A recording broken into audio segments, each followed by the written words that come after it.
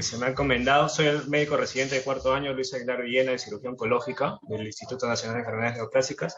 Se me ha encomendado presentar el tema de manejo de axila en cáncer de la mama.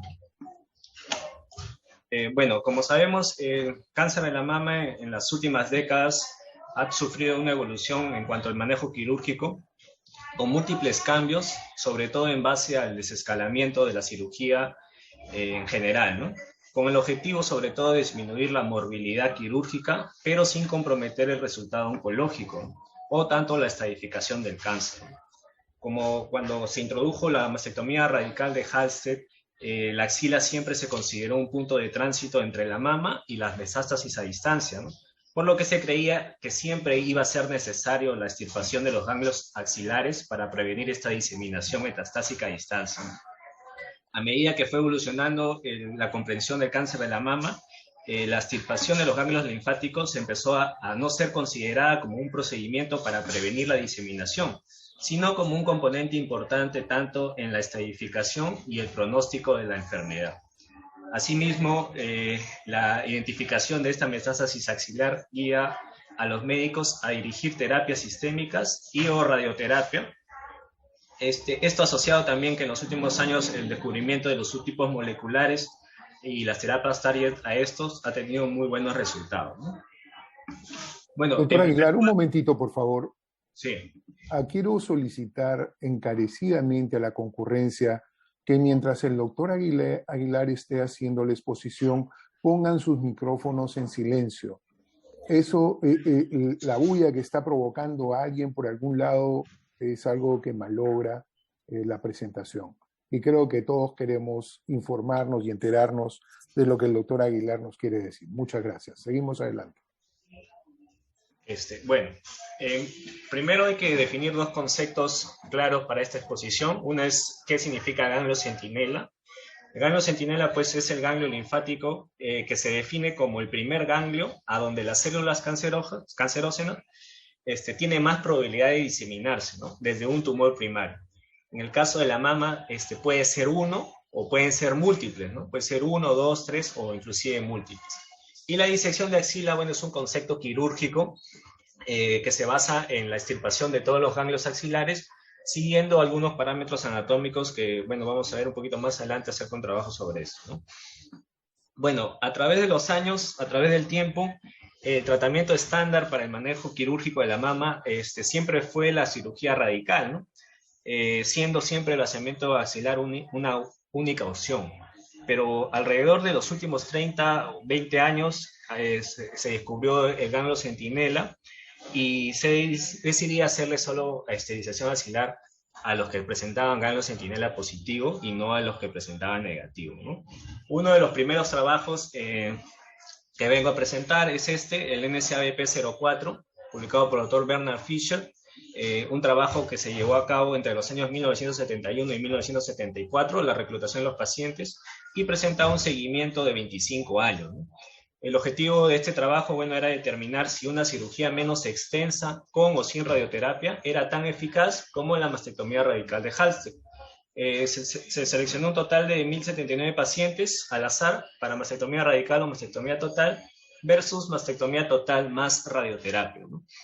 Se hizo el seguimiento a 25 años y no se encontró diferencia estadísticamente significativa en la sobrevida global, ni en la sobrevida libre de enfermedad, ni la recurrencia local, ¿no? Como vemos en los gráficos.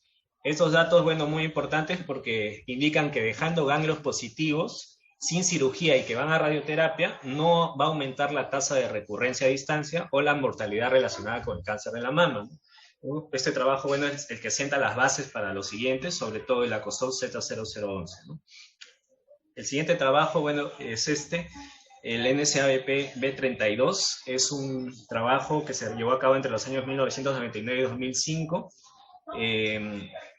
publicado en 2010 por el doctor Kraft. Es un trabajo que para la axila clínicamente y con ganglio centinela negativo, randomiza dos grupos, uno que iba a vaciamiento axilar y otro que no lo iba, ¿no? Y hallaba la sobrevida global y la sobrevida libre de enfermedad de estos dos grupos. Bueno, en resumen, No halló diferencia significativa en cuanto a sobrevida global y sobrevida libre de enfermedad entre el grupo de vaciamiento axilar y no vaciamiento axilar en pacientes con ganglio centinela negativo, ¿no? Hay que recalcar que la mayoría de pacientes tuvo un tratamiento adicional, ya sea terapia sistémica o radioterapia, se dice que hasta el 80% de los casos, y este trabajo también sienta las bases de todas las guías con evidencia que en el contexto de ganglio centinela negativo, el vaciamiento axilar no aporta ningún beneficio significativo en la sobrevida global ni la sobrevida libre de enfermedad. Sí, en este trabajo se informó que los pacientes presentaban una menor morbilidad relacionada con la amplitud del movimiento, el edema, el dolor y déficits sensoriales en el brazo, ¿no? Post cirugía axilar. Los siguientes estudios, bueno, están en relación ya con cuando se descubrió un poco más cerca de la micrometástasis y las células tumorales aisladas halladas en el ganglio centinela. El MIRRO, este trabajo MIRRO, es un estudio holandés de cohorte, donde su principal objetivo era determinar el impacto de las células tumorales aisladas y la micrometástasis en la sobrevida libre de enfermedad de 5 años, asociado o no a adyuvancia, ¿no? A terapia sistémica. Este trabajo, bueno, agrupa tres grupos, tiene 3 grupos. Es considerar que los pacientes tenían características de buen pronóstico, ya sean el tamaño tumoral de 1 centímetro a 3 centímetros y un grado histológico bajo, ¿no? un grado histológico 1 o 2. Los 3 grupos, bueno, el primero fue el N0 patológico negativo, el segundo grupo fue sin adyuvancia, el segundo grupo fue micrometástasis o células tumorales aisladas sin adyuvancia, y el tercer grupo era micrometástasis o células tumorales aisladas, pero con adyuvancia. Y sí se vio la diferencia estadísticamente significativa en la sobrevida libre de enfermedad. Al comparar el grupo 1 con el 2, sí se evidenciaba que había una buena diferencia, ¿no? En los pacientes que tenían micrometástasis o no. Y también la diferencia entre el grupo 2 y 3 en pacientes que iban a adyuvancia, ¿no? Que se les agregaba adyuvancia, mejor dicho. El siguiente estudio, bueno, es el trabajo IBCSG 2301, la doctora Viviana Galimberti.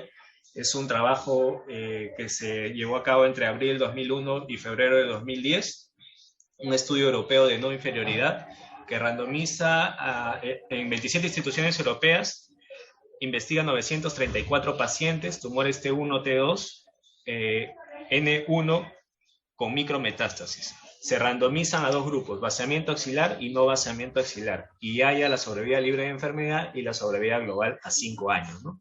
Para el grupo de vaciamiento axilar, la sobrevida libre de enfermedad a 5 años era 84.4% y el que no recibía vaciamiento axilar era 87.8%, mientras que en la sobrevida global para el grupo de vaciamiento axilar era 97.6% y para el grupo de no vaciamiento axilar era 97.5%.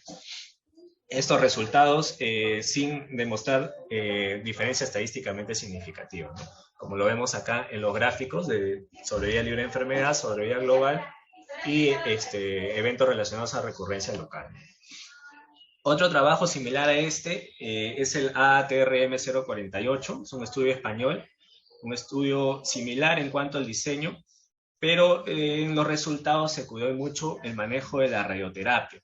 ¿Por qué? Porque se dice que en el trabajo anterior los campos tangenciales que iban hacia el lecho tumoral podrían abarcar la axila. Entonces esto darle una protección o está relacionada con la sobrevida, ¿no? Pero en este trabajo también demuestra que no había diferencia entre ambos grupos, ¿no? El ganglio centinela y el vaciamiento axilar, demostrando recurrencia a 5 años en el grupo de ganglio centinela en 3 pacientes y de vaciamiento axilar de 1 paciente, ¿no?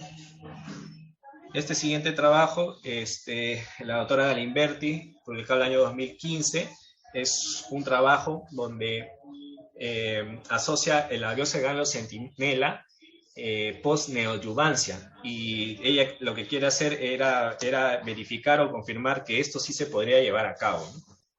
Bueno, utiliza 2 grupos, uno con N0 clínico que iba a neoadyuvancia y un N1, N2 clínico que iba a neoadyuvancia. Se les hacía ganglio centinela y en conclusiones sugiere que el ganglio centinela ser tanto en estos 2 grupos era aceptable, ya sea a pacientes que iniciaban con N1, N2 clínico y que negativizaban la axila, o sea, se volvían N0 clínico, pero que recibían terapia neoadyuvante. Así es que llegamos al trabajo, uno de los trabajos más importantes acerca de este tema, el ACOSOC Z0011. Este trabajo es el que revoluciona casi todo el manejo de la axila, ¿no? ¿Por qué? Porque demuestra que aunque dejando ganglios comprometidos en la axila, el vaciamiento axilar no tendría ningún valor terapéutico, mientras que el paciente tenga terapia sistémica o radioterapia, ¿no?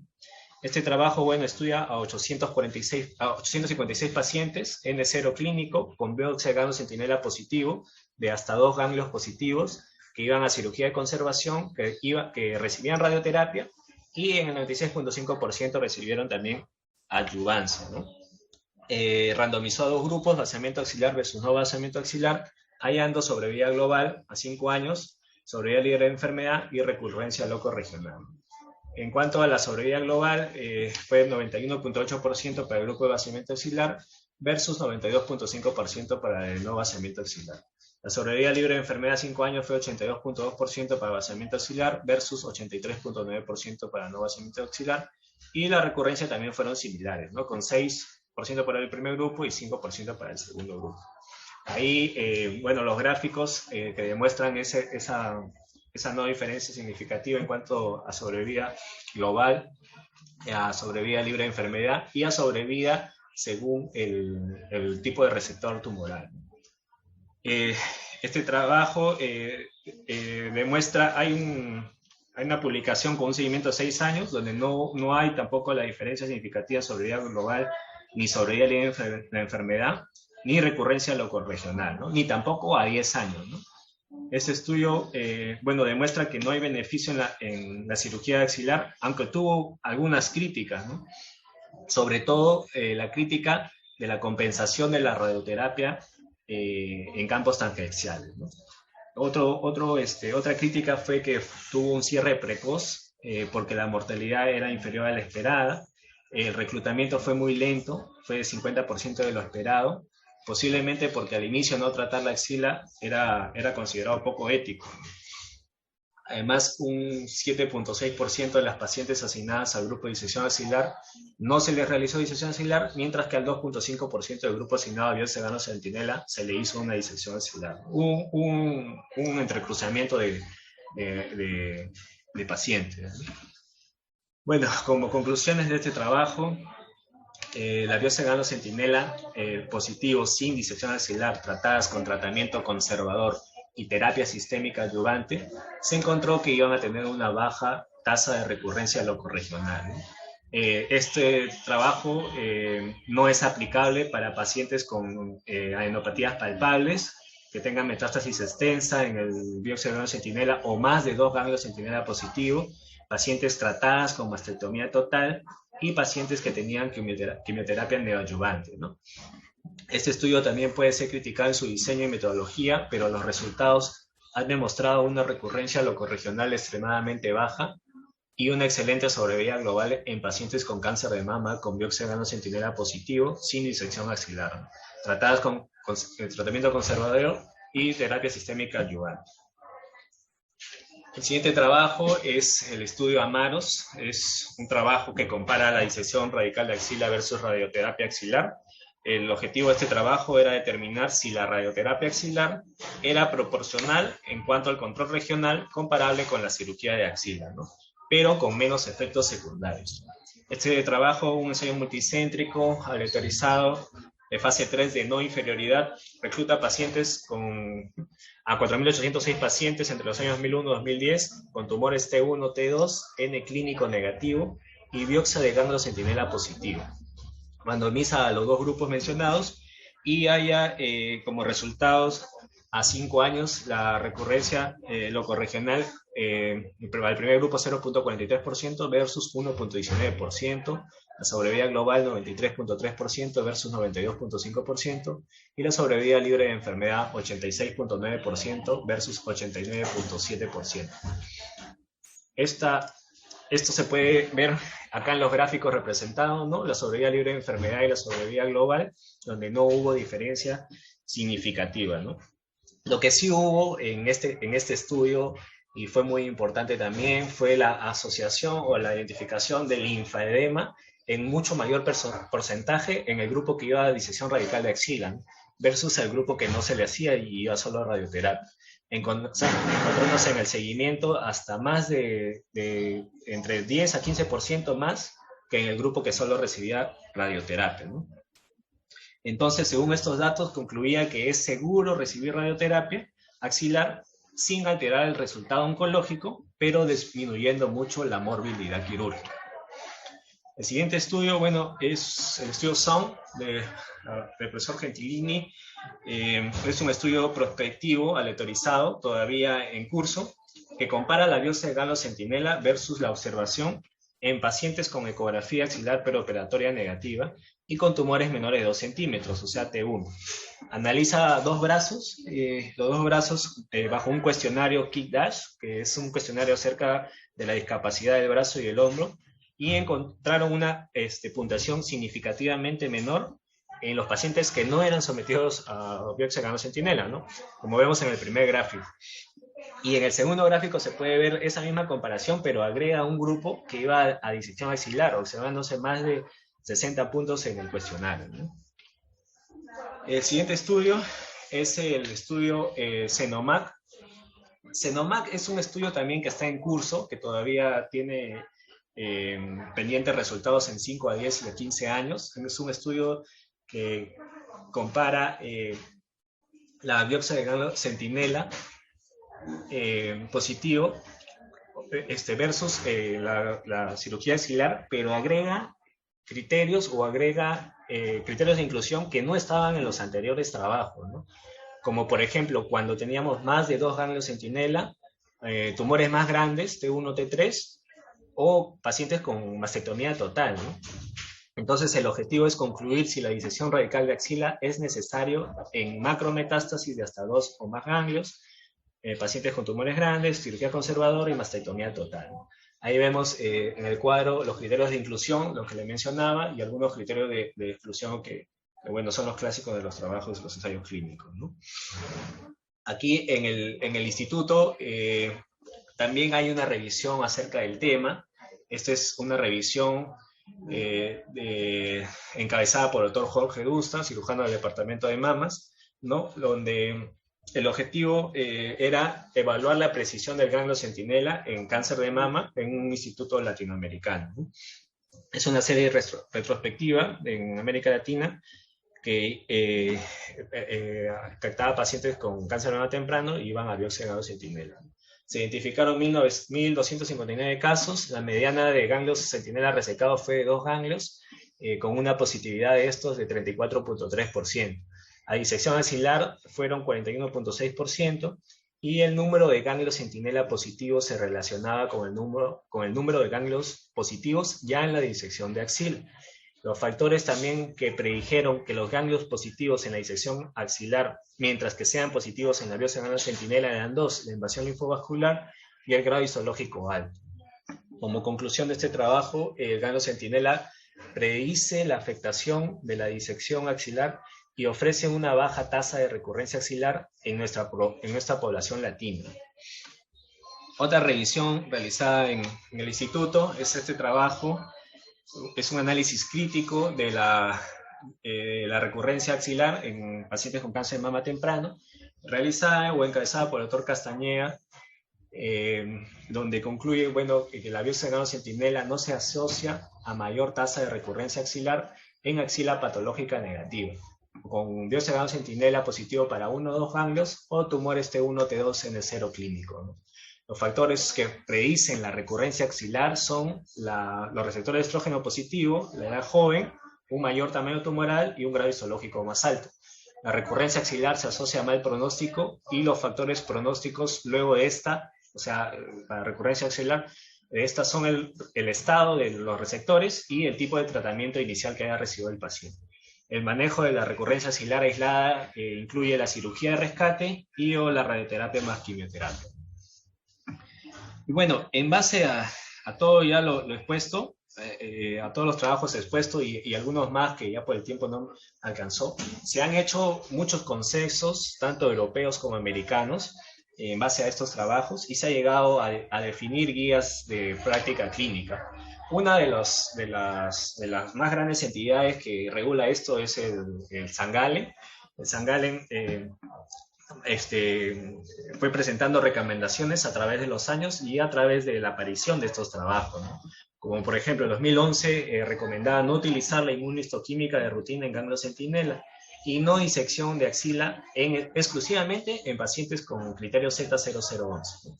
En el 2013, la no disección axilar en micrometástasis, basándose en el IBE CSG 2301 y en pacientes tampoco con criterio Z0011, ¿no? Y en el 2015 indicaba no o recomendaba no disección axilar en pacientes Z0011 y la radioterapia axilar era una alternativa a disección axilar en ganglio centinela positivo, como lo demuestra el estudio Amaro, ¿no? Otra guía presentada de manejo, esta, la doctora Armando Giuliano, publicada en el año 2017 de la Sociedad Americana de Oncología Clínica, donde nos da una serie de recomendaciones. Puse o consideré poner en la diapositiva las recomendaciones que tenían calidad de evidencia intermedia o alta y una fuerza de recomendación moderada o alta, ¿no? O moderada o fuerte, que son las más resaltantes. Como recomendación 1, bueno, la disección radical de la axila no es recomendable en early cancer con metástasis ganglionar negativa. Recomendación 2, la disección radical de axila no es recomendable en early cancer con ganglio centinela positivo, siendo 1 o 2, y que iban a recibir cirugía de conservación más radioterapia. La recomendación 3, bueno, se puede hacer biopsia de ganglio centinela en cáncer multicéntrico, en cirugía previa de mama o axila y en tratamiento neoadyuvante. Y la recomendación 4, bueno, significa que no hay datos suficientes para cambiar la recomendación 2005 para realizar biopsia de ganglio centinela en tumores T3, T4, o sea, localmente avanzados, en cáncer inflamatorio, en carcinoma ductal con cirugía conservadora y en pacientes con embarazo.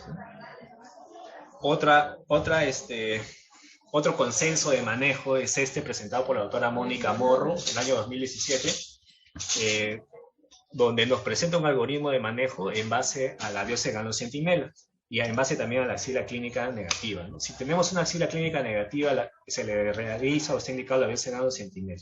Si esta biopsia de ganglio centinela es positiva para metástasis en más de 3 ganglios centinela, mayor o igual a 3 ganglios centinela, lo indicado es la disección axilar. No es así en el caso de que sea solo 1 o 2 ganglios con cirugía conservadora y que pacientes que podían ir a radioterapia, no está indicado la cirugía axilar como bajo criterios de la COSOC Z011. Igualmente, para pacientes con micrometástasis menor de 2 milímetros, tampoco está indicado la cirugía axilar según el trabajo de IBI-SSG 2301, y pacientes post-mastectomía que recibían radioterapia, tampoco, que podían recibir radioterapia o que estaba indicada, tampoco era necesario hacer disección radical de axila según el estudio Amaro. Bueno, y así es que llegamos a la guía de manejo que nosotros más usamos, o en la guía que nosotros nos basamos, que es la guía americana de la NCCN. Esta es su última versión de abril de 2021. Vamos a hacer una pequeña revisión de esto, ¿no? Para pacientes con adenopatías no palpables o menor de 2 bajo sospecha por imágenes o menor de 2 confirmado por citología, se le debe hacer biopsia de ganglio centinela. Si el centinela es negativo, no es necesario la cirugía de axila. Si el centinela es positivo, el paciente presenta micrometástasis, tampoco se le hace.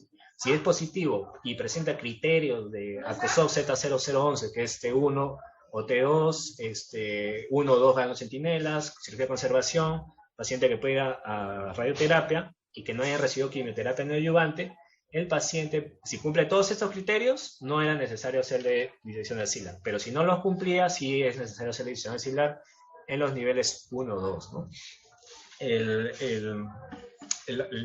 La otra parte del algoritmo es para pacientes que sí tienen adenopatías sospechosas clínicas palpables o mayor de 3, igual a 3 por imágenes, o que se le haya hecho terapia sistémica neoadyuvante. A estos pacientes sí, por citología se puede determinar si es negativo o positivo. Si es negativo, bueno, iba también a centinela, pero si era positivo, o si es positivo la citología, va a depender si el paciente recibió neoadyuvancia o no. Si no recibió neoadyuvancia, este paciente debe ir a disección de axila. Pero si ha recibido neoadyuvancia, se decidirá de acuerdo a la imagen. Si la imagen se observa que hay persistencia de enfermedad en la axila, se le hace disección axilar, pero si es que ha negativizado la axila, lo que está indicado es la biopsia de ganglio centinela, ¿no? Bueno, eso es el resumen de la guía de manejo de la NCCN. Este artículo es un artículo que me gustó mucho, que lo traigo para compartir acá. Es un artículo publicado muy recientemente, este presente año, hace no más de 2 meses, donde nos presentan una nueva clasificación acerca de las adenopatías o los grupos ganglionares y su correlato anatómico clínico, ¿no? Como sabemos, clásicamente nosotros conocemos a 3 grupos axilares, el 1, el 2 y el 3. El 1 representado por los ganglios que están por el lado lateral del borde lateral del músculo pectoral y por debajo de la vena axilar. El grupo 2 son los que están detrás del músculo pectoral menor y el grupo 3 por los que están medialmente al borde medial del músculo pectoral, ¿no? Entonces, ¿qué trataba este trabajo trata de hallar el impacto clínico de preservar los ganglios en la mama tanto como sea posible. Es así que hay 2 escuelas, una escuela francesa, la escuela de Close, donde nos muestra una nueva clasificación de los ganglios axilares. ¿En qué se basa Close? En 2 referencias. La primera es el segundo nervio intercostobraquial, como vemos acá, y representado por ICBN, es el segundo nervio intercostobraquial, y la vena torácica lateral o mamaria externa. Al hacer el intercruzamiento de estas 2 referencias, obtenemos 4 grupos ganglionares, ¿no? El grupo AB, que son los que están lateral al músculo pectoral, y el grupo DC, que están lateral a la vena mamaria externa. Entonces, ¿qué halló el doctor Clove? Halla que el 98% de los ganglios centinelas que él encontró se ubicaban siempre en la zona A o B. Esto, bueno, en ese sentido, el conocimiento de la posición exacta del ganglio centinela ayudaría a enfocar la disección axilar, ¿no? Y reducir la morbilidad en los procedimientos de biopsia de ganglio centinela sin comprometer la sensibilidad de las extremidades superiores, ¿no? Asimismo, en este mismo trabajo, Li, un profesor chino, hace también una clasificación teniendo como referencia también el segundo nervio intercostobraquial, tomándolo como un límite entre 2 grupos. Superior a este, el grupo A, y inferior a este, el grupo B. Igualmente, cuando él hallaba ganglios positivos en la zona A, siempre iba a encontrar ganglios positivos en la zona B. Pero cuando encontraba ganglios positivos en la zona B, no siempre eran positivos en la zona A, ¿no? Entonces, en este sentido, estos ambos autores consideran que el nervio intercostobraquial, el segundo nervio intercostobraquial, podría considerarse como un candidato potencial de un nuevo hito anatómico, ¿no? Para utilizarlo posteriormente ya y en las disecciones de los grupos ganglionares axilares y reducir la morbilidad. Bueno, como conclusiones de la presentación, sabemos que la biopsia de ganglio centinela es el estándar actual, pero hay que tener en cuenta que en pacientes con biopsia de ganglio centinela positivo, la radioterapia axilar es equivalente a la disección radical de axila en control locorregional con menos efectos secundarios y mejor calidad de vida. La nueva generación de ensayos clínicos en N0 clínico van a comparar la biopsia de ganglio centinela, pero ya con la observación, ¿no? O ya no la no estratificación axilar, ese es el futuro. Y también estos mismos ensayos van a comparar el N1, N2 clínico para pacientes con ganglios positivos, la disección radical de axila versus la radioterapia post-quimioterapia neoadyuvante. Los criterios Z0011 más quimioterapia neoadyuvante pueden reducir la tasa de disección radical de axila para tumores con subtipos de baja respuesta, que son los retroestrógeno o progesterona positivo o HER2 negativo y N0 clínico. La cirugía de inicio bajo criterio Z011 disminuye la tasa de disección radical de axila. Para tumores de buena respuesta, como son los HER2 positivo o triple negativo, que necesitan mastectomía, la QT neoadyuvante va a reducir la tasa de disección radical de axila. Independientemente del estado de la biopsia ganglio centinela, la cirugía radical de axila está en declive para la prevención de recurrencia local axilar, y la disección radical de axila sigue siendo una opción en tratamiento de la enfermedad grosera axilar y como rescate en casos de recurrencia axilar, que cada vez ya es un evento menos frecuente. Bueno, muchas gracias. Esa es una foto con uno de los autores de uno de los trabajos que he presentado, el trabajo tal vez más importante en este tema, el doctor Armando Giuliano, en el último congreso que se hizo acá en Lima del tema, antes de la pandemia, ¿no? Cuando todo era presencial. Y bueno, dejarlos con un mensaje, ¿no? En base a todo lo expuesto, que mientras que los ojos no van a ver lo que la mente no conoce, ¿no? Utilizar esto para poder decidir nuestras conductas terapéuticas en el manejo de cáncer de la mama. Bueno, eso es todo. Muchas gracias. Sí, yo quisiera hacer un comentario. ¿Se escucha? Sí, sí, doctor Cotrina, adelante. Sí, bueno, felicitar al doctor Aguilar por su excelente exposición, pero hay que remarcar que ha hecho solo la parte de tratamiento axilar en pacientes de nuevo, o sea, no has tocado la parte post-neoadjuvancia, que creo que es otro capítulo que podría tratar en otro tema, ¿no?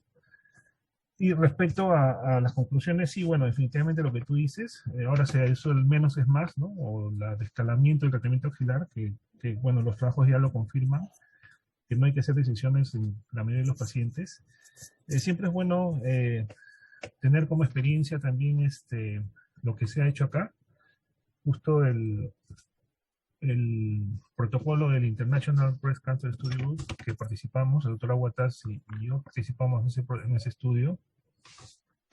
Fue muy importante porque, bueno, se iba a demostrar que la micrometástasis no tiene que ser sometida a disección de axila, ¿no? Y conforme pasan los años, salen nuevos estudios y nuevos tratamientos. Lo que sí hay que tener en claro es que aún la cirugía sigue siendo importante en el tratamiento de la axila. Si bien lo has nombrado, el AMAROS es un estudio en el cual tratan de la radioterapia reemplazar a la cirugía en el tratamiento de la axila. Es verdad que la radioterapia tiene casi los mismos resultados, tiene menos morbilidad, pero en ese estudio se vio que la mortalidad no asociada a cáncer es del doble en pacientes sometidos a radioterapia que cirugía. Es algo, probablemente sea algo anecdótico, no tan importante, pero es siempre para tenerlo en cuenta, ¿no? Bueno, nada más felicitarle nuevamente y, bueno, dejar el tema del post-neoadjuvancia para otra oportunidad, que también hay bastantes controversias en el manejo de la axila en estos pacientes, ¿no? Nada más como comentario. Gracias. Bien, yo quiero hacer algunas acotaciones. Efectivamente, como dijo el doctor Cotrina, International Breast Cancer Study Group, eso fue un estudio europeo, lo dijo el doctor Aguilar, pero no solamente fueron países europeos. Participamos Perú y también participó Brasil, y no recuerdo si alguien más participó, pero sí ese fue un estudio que cambió la práctica médica, ¿no? Eso es algo muy, muy importante. Después, el ACOSOC Z11 no apareció así nomás.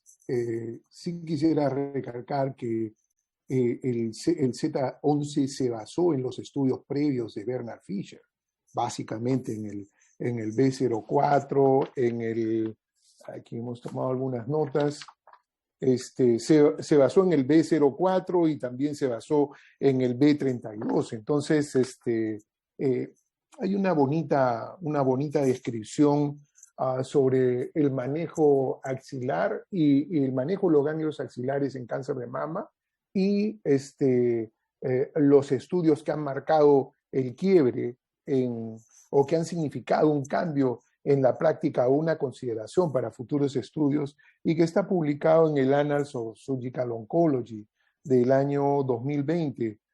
Una de las autores es la doctora Kelly Hunt del MD Anderson y otra de las autores es la doctora Sylvia Fisher, que no sé qué relación tiene con Bernard Fisher, pero con esos autores y la referencia del año, de repente lo pueden encontrar. No tengo aquí el DOI para dárselos.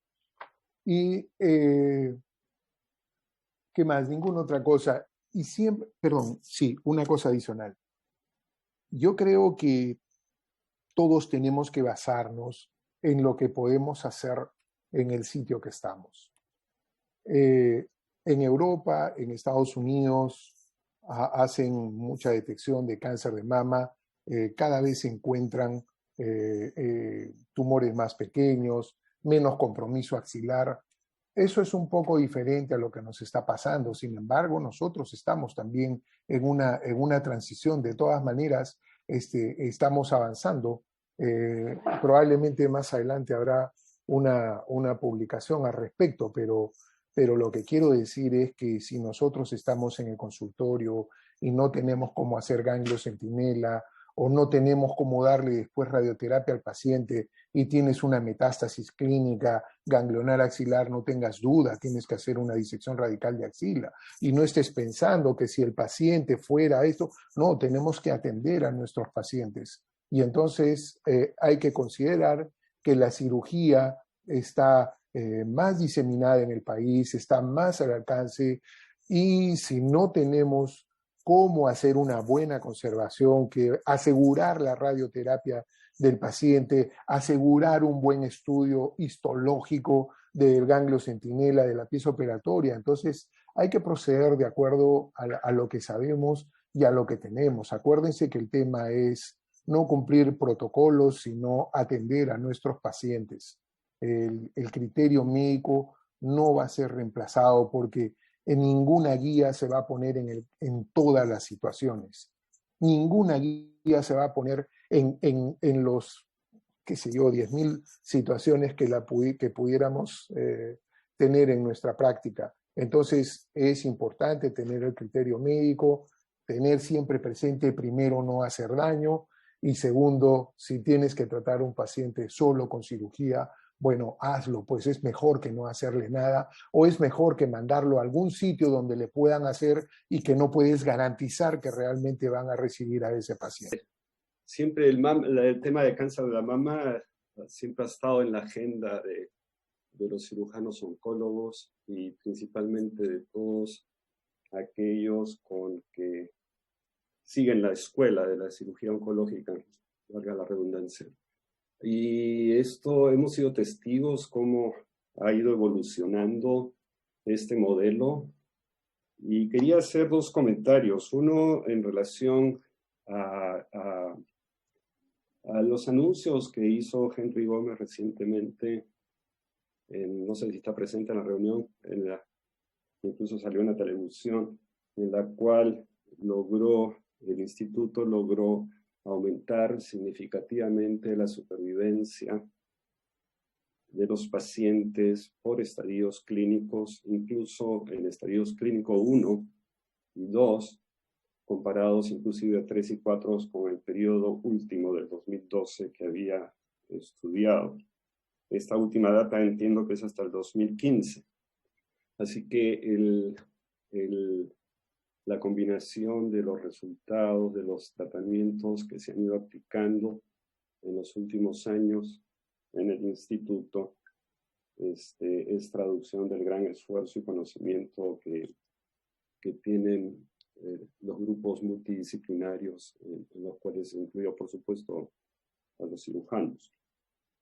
El segundo tema que quisiera, y esto ha sido reconocido en la prensa y el día domingo salió en televisión Henry hablando de esto también. El otro comentario que quería hacerlo es que ya tenemos los resultados preliminares del registro de cáncer de Lima Metropolitana del 2013 al 2015. Se han estudiado 132,000 nuevos casos entre los residentes de Lima en este periodo de estudio. Y lo interesante es que hemos visto, como era de esperar, claro, lo que vamos a mostrar no son cambios radicales comparados con el último periodo que fue hecho en el 2010-2012. Pero sí se ve una diferencia en cáncer de mama, continúa siendo la neoplasia más común, que la incidencia ha subido 8 puntos con respecto a lo que se reportó en el año 2010-2012. Es decir, la tasa de incidencia sube a 42.9 por 100.000 habitantes para las mujeres con cáncer de mama. Siempre es más común, por supuesto, que en cáncer en varones. Así que esto quería comentarlo con ustedes, puesto que ustedes saben que el registro de cáncer de Lima Metropolitana es una de las herramientas más importantes que el instituto desde hace muchísimos años, desde que Galvez Brandon hizo su primer reporte en los años 60. Así que pronto ya estaremos haciendo una presentación formal de estos resultados. Pero lo cual insiste en que la institución pues debe tener los mejores conocimientos y las mejores herramientas para poder calificar y tipificar adecuadamente todos nuestros casos y podemos ofrecer las mejores drogas para estos pacientes también. Disculpen que estoy un poco corto de voz y un abrazo para todos. Información pues que nos da el doctor Payet acerca de cáncer de mama en el Instituto Nacional de Enfermedades Neoplásicas, ¿no?